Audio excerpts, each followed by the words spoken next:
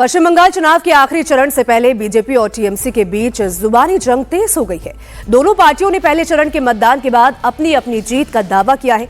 गृह मंत्री अमित शाह ने जहां पहले चरण के 152 सीटों में से 110 से ज्यादा सीटें जीतने का दावा किया, तो ये भी कहा कि ममता बनर्जी भवानीपुर से चुनाव हार रही हैं। तो वहीं टीएमसी की बात करें तो टीएमसी ने भी 100 से ज्यादा सीटों पर जीत का भरोसा जताया है।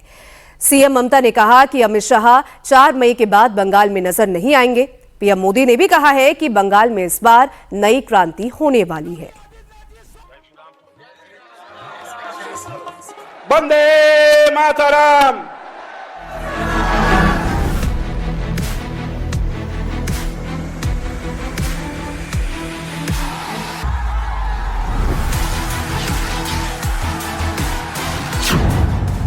ये बंगाल में नई क्रांति की बेला है।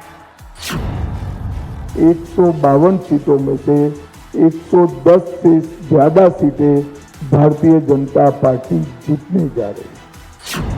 4 तारीख में रिजल्ट निकालेगा तो देखेंगे জ্বলবেন আর লুচির মতো ফুলবেন, দেখে রাখুন।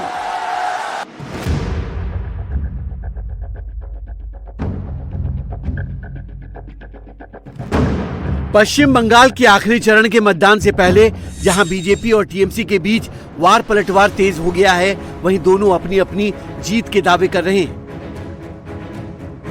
पहले चरण की वोटिंग के फाइनल आंकड़े आने के बाद गृह मंत्री अमित शाह ने बड़ा दावा किया है। शाह ने कहा कि पहले चरण में बीजेपी को 152 में से 110 सीटों से ज्यादा मिलेगी। अमित शाह ने कहा कि बंगाल ने पहले ही राउंड में अपना भविष्य डिसाइड कर लिया है। अब तय है कि दीदी जाने वाली हैं और भाजपा आने वाली है। भारत के विकास की जो यात्रा चल रही है, उसमें बंगाल के प्रथम चरण के मतदाताओं ने स्पष्ट कर दिया है कि बंगाल भी उसमें जुड़ने जा रहा है। और मैं स्पष्ट रूप से आपको बताना चाहता हूं, 152 सीटों में से 110 से ज्यादा सीटें भारतीय जनता पार्टी जीतने जा रही है। 16 जिलों की 52 सीटों पर 92.98% मत ये निश्चित रूप से बताता है कि दीदी जाने वाली है और भाजपा आने वाली है। भय जाने वाला है और भरोसा आने वाला है। अमित शाह के जीत के दावे पर ममता ने निशाना साधते हुए इसे कोरी कल्पना बताया। ममता ने कहा कि अमित शाह 4 मई के बाद बंगाल में नजर नहीं आएंगे। ममता ने आरोप लगाया कि बीजेपी ने एसआईआर कराकर लोगों के वोट चोरी किए और अब जीत के झूठे दावे कर रही है, जबकि सच्चाई यह है कि बीजेपी अपनी पहले की जीती हुई बहुत सी सीटें भी हार जाएगी।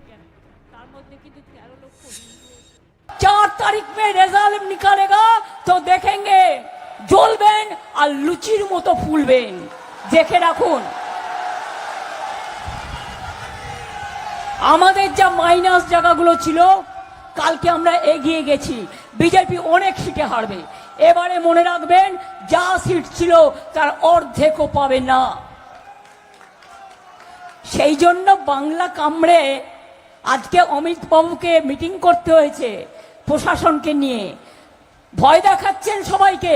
কাকে ভয় দেখাচ্ছেন? 4 তারিখের পরে তোমার দেখা নাই গো, তোমার দেখা নাই, আর কাউকে পাবেন না। जहां बीजेपी के खिलाफ ममता बनर्जी के तेवर तीखे हैं, तो अमित शाह ने इंडिया टीवी से खास बातचीत में दावा किया कि टीएमसी की इस बार हालत ऐसी है कि खुद ममता बनर्जी भी भवानीपुर से चुनाव हारने वाली हैं। भवानीपुर में इनके खिलाफ काफी बड़ा आक्रोश है और भवानीपुर से हमारे वरिष्ठ नेता शुभेंदु दादा लड़ रहे हैं। हम निश्चित रूप से मानते हैं कि भवानीपुर सीट भारतीय जनता पार्टी जीतेगी। दरअसल सेकंड फेज में बंगाल के 7 जिलों की जिन 142 सीटों पर 29 अप्रैल को वोटिंग होनी है, वहां तृणमूल कांग्रेस का होल्ड माना जाता है। इन जिलों में आने वाली इन 142 सीटों में टीएमसी ने पिछली बार 123 सीटें जीती थी, जबकि बीजेपी को सिर्फ 18 सीटों पर कामयाबी मिली थी। इसलिए बीजेपी सेकंड फेज के कैंपेन में ज्यादा ताकत झोंक रही है। पीएम मोदी ने भी मोर्चा संभाल लिया है।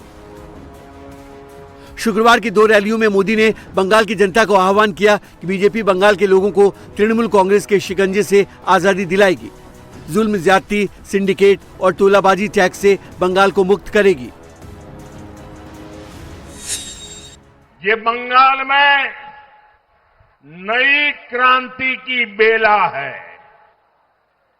ये क्रांति आपके एक वोट से होगी।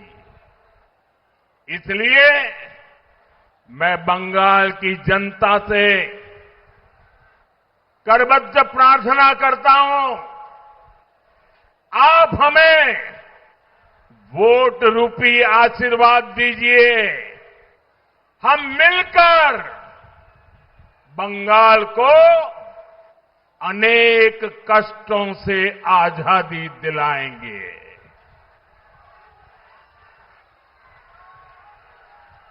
आजादी टीएमसी के भय से,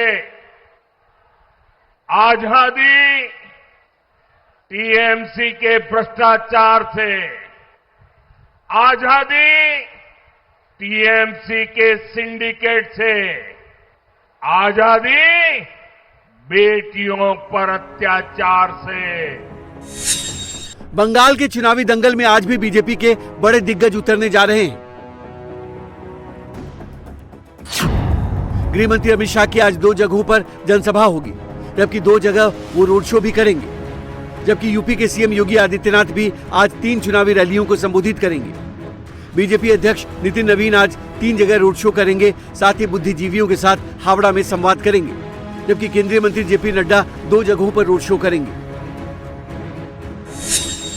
उधर कांग्रेस की ओर से नेता प्रतिपक्ष राहुल गांधी भी आज मोर्चा संभालेंगे और 3 जगहों पर चुनाव प्रचार करेंगे। अगर आप बंगाल की आम जनता हो